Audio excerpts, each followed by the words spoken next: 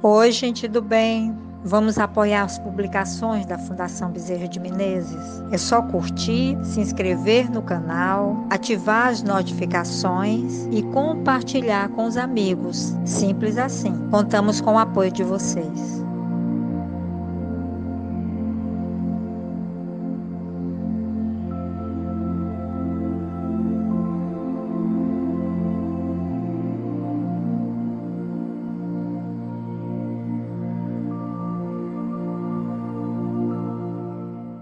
Olá a todos os nossos irmãos e irmãs, amigos e amigas.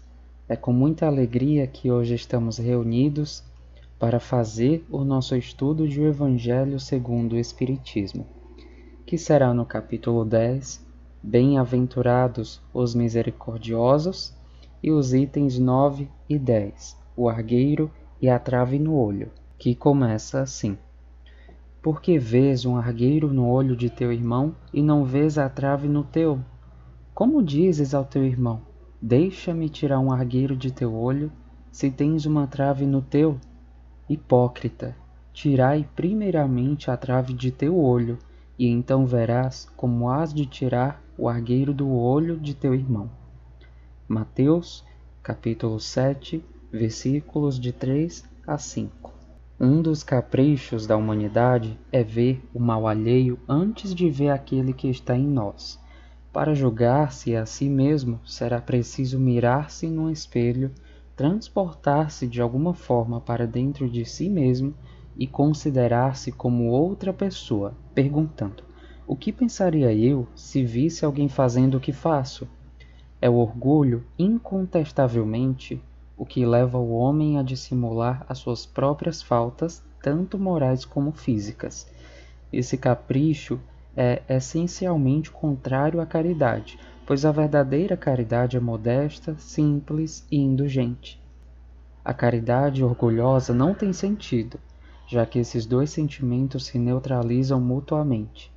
De fato, como um homem tão fútil para acreditar na importância de sua personalidade e na supremacia de suas qualidades, poderia ter, ao mesmo tempo, tanta abnegação para fazer ressaltar nos outros o bem que poderia eclipsá-lo, em vez do mal que poderia colocá-lo em destaque?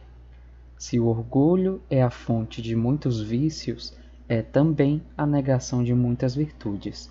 Nós o encontramos no fundo e como móvel de quase todas as ações.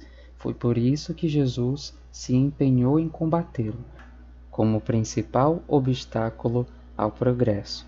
Façamos agora as nossas considerações. O item que acabamos de ler é uma exortação que nos chama a atenção para o que é necessário ser corrigido, não em outras pessoas, mas primeiramente em cada um de nós. Nos convida para mergulhar dentro do nosso íntimo, de quem nós somos.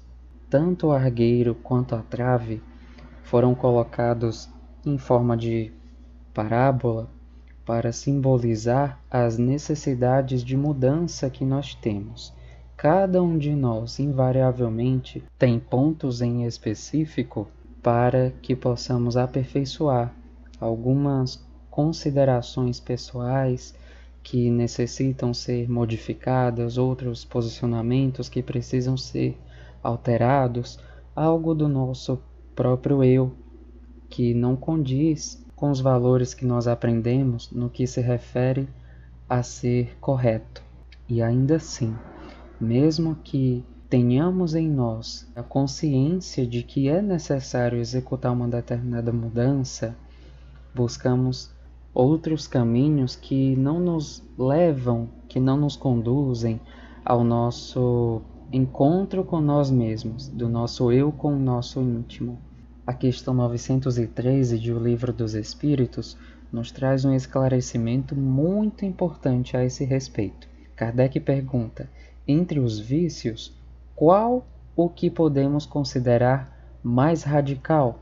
E os espíritos respondem: já o dissemos muitas vezes, o egoísmo. Dele deriva todo o mal. Estudai todos os vícios e vereis que no fundo de todos existe o egoísmo.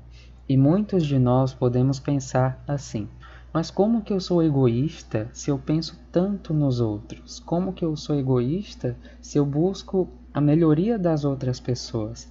Mas a melhoria nesse sentido falta com a caridade, porque é através de uma crítica ou através de um julgamento, e tanto um quanto o outro não são bem-vindos, porque quando nós estivermos realmente preparados para ajudar os nossos irmãos que não compreendem certas situações, como pessoas mais esclarecidas compreenderiam, iremos acolher, iremos buscar primeiramente compreender e auxiliar, mas julgar ou criticar alguém geralmente só vai desmotivar e não deve ser feito, porque tanto no julgamento quanto na crítica existe a falta de caridade.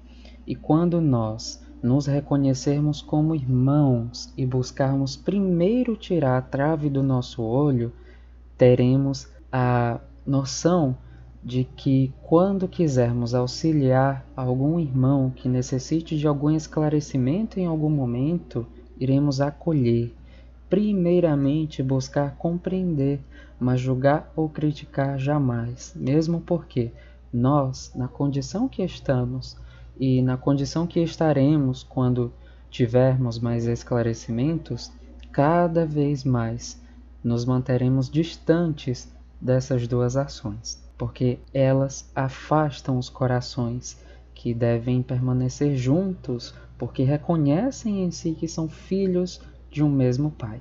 Dessa forma, estaremos um pouquinho mais próximos de aplicar de uma maneira integral o mandamento que Jesus nos deixou: amar a Deus sobre todas as coisas e ao próximo como a nós mesmos.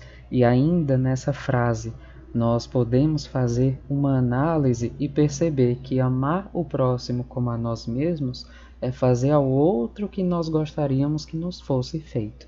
Não gostamos de ser julgados, não gostamos de ser criticados, mas todo o acolhimento que afaga o nosso coração, todo o apoio que nos faz ter ânimo para prosseguir, ainda que a situação não seja favorável, é muito bem-vindo. Isso não significa que estaremos livres para fazer o que quisermos e da forma que quisermos, mas com a certeza de que ainda que erremos, não seremos criticados, mas receberemos as instruções bem-vindas e benditas a respeito do caminho correto a ser seguido.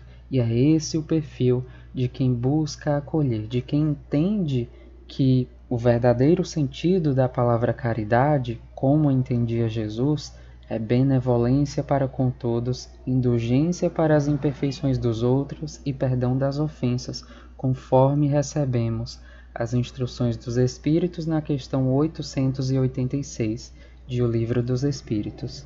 Quando sentimos que temos irmãos prontos para nos auxiliar, prontos para nos fornecer os conselhos amigos, nós nos sentimos mais fortes para ter as experiências da vida, independente de qual seja o gênero, de uma forma mais resignada, mais apaziguada e menos pesada, mais leve e confiantes de que podemos contar uns com os outros, sem receio das críticas ou dos julgamentos, mas com a certeza de que seremos acolhidos pelos nossos irmãos.